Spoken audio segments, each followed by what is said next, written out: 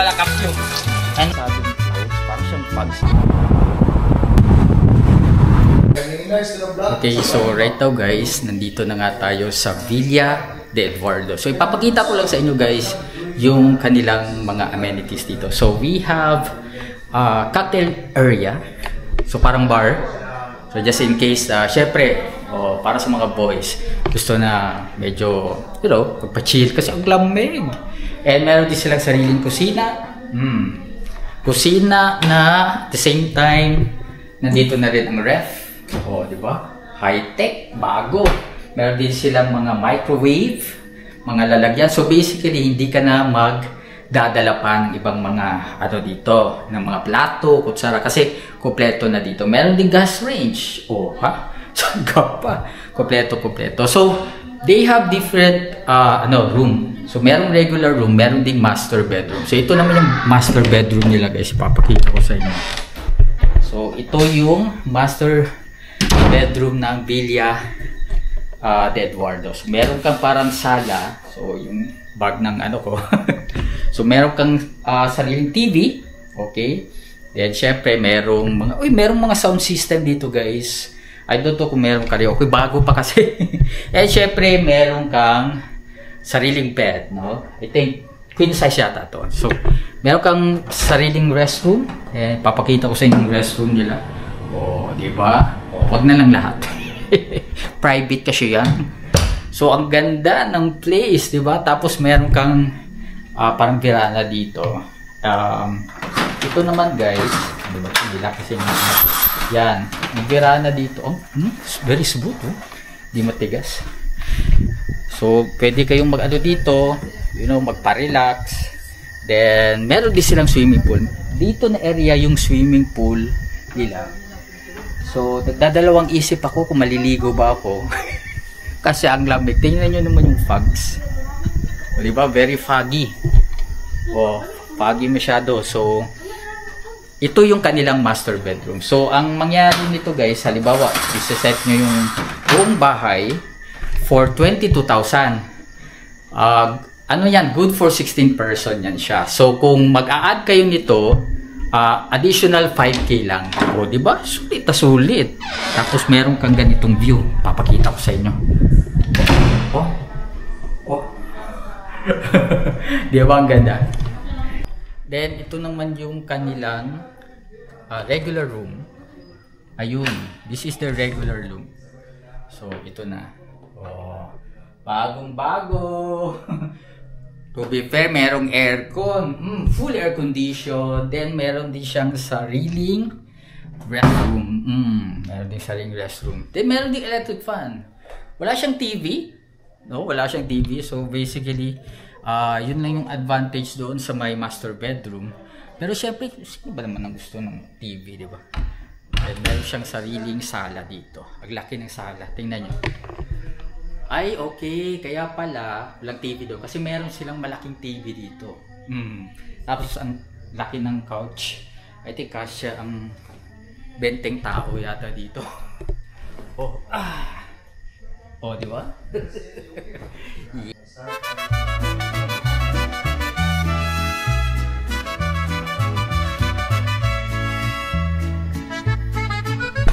Okay, so this is another area guys.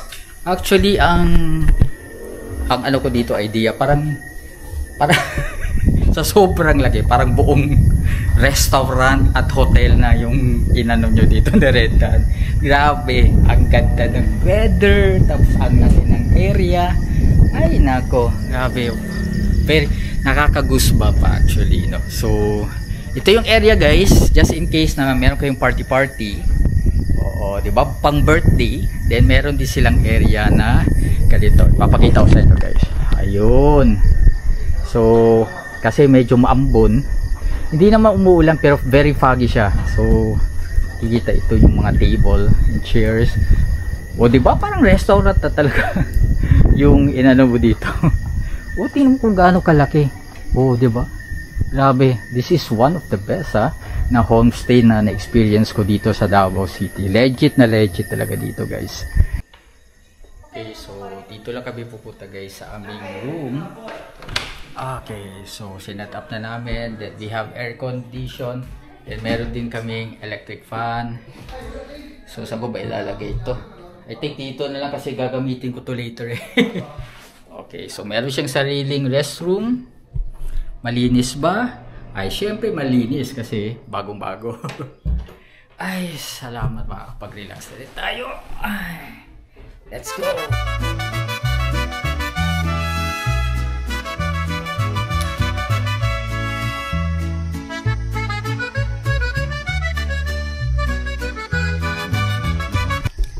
Okay, good morning guys. As you can see, ito naman yung masasabi ko na for the first time meron tayong ganitong view. Ayun, no? Para siyang ang daming fogs, no? I don't think this is a sea of clouds. Para siyang fogs. Tapos ano siya, nakapatong siya sa ano, sa mga bundok or something. Ang ganda, no? Kakaiba yung ano niya, yung beauty dito. To be fair, very nice talaga yung experience. Tapos so gagawa na lang ako ng ano guys, video shot for ano, ibig sabihin magdo-drone tayo. Ayun na. So, dito na tayo sa open space. Ayun oh, open space. Okay na ba dito? Hindi pa basa? Hindi naman basa. Then i-open lang natin tong ano. Ayan. Okay. Ito lang talaga yung maganda dito sa Davao City kasi kahit dito na ako pinanganak at dito na ako lumaki actually. Dito na ako medyo nag-matured.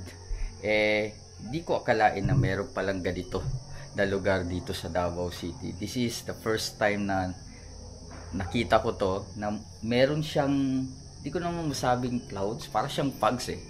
Kita nyo dyan. Then meron kang overview. Then meron kang magandang sunrise.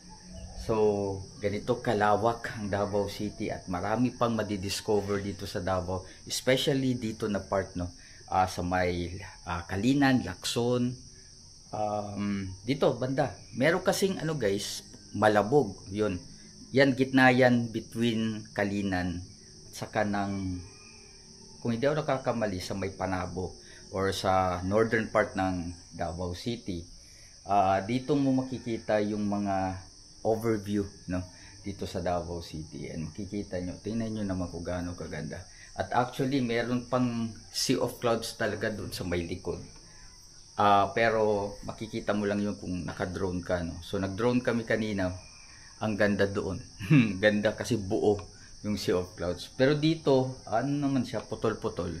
Pero okay pa rin, 'di ba? Saan ka diyan? 'Di ba? So ano ba yung nagpapaganda ng umaga kapag every morning na malamig, may sea of clouds, syempre yung masarap na kape.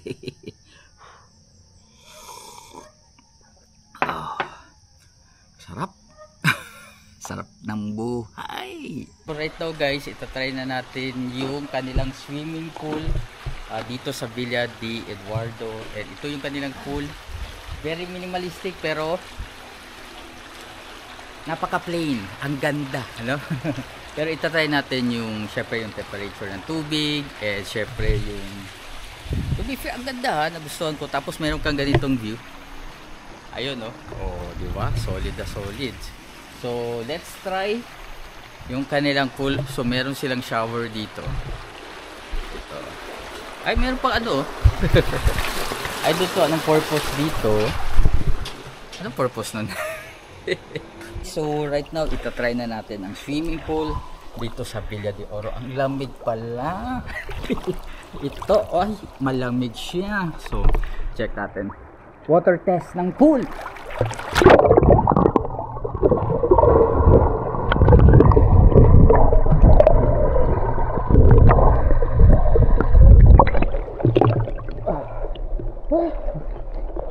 Ay, grabe.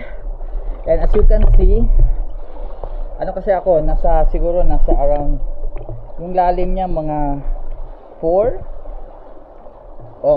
feet, no, yung lalim. Okay na okay, tamang tama kung meron kayong dalang bata.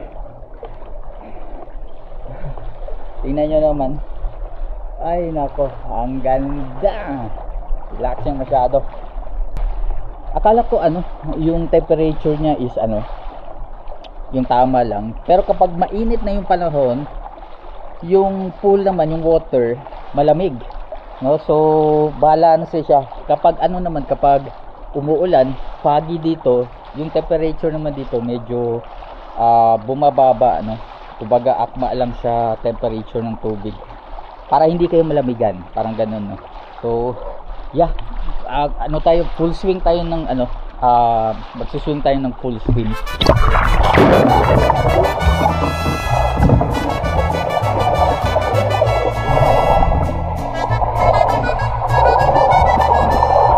So right now, another buffet type. Meron tayong breakfast meal. So meron naman tayong pancit canton, rice, then ano ba to? Yeah, omelette. Siyempre yung favorite ng lahat, bulad. Tuna. Lumpia. Then we also have corned beef. Oh, di ba? Basic na basic, pero buffet style. Oh. Okay, so right to guys ay ano ba to? Nahulog pa yung susi. Pauwi na kami, and basically we really had a very nice staycation experience dito sa Davao City pa to guys, ha. Davao. Take note. And actually, ano ba to? Ay naku, di mano. Di ba sira? Kaya bakit kaya? Bakit hindi nasisira? Ayun. Yan, sisira ko na. So, ay, umbrella pala. Okay. So right now, pauwi na kami. So i-check na lang natin yung mga dito. Yung kanyang air.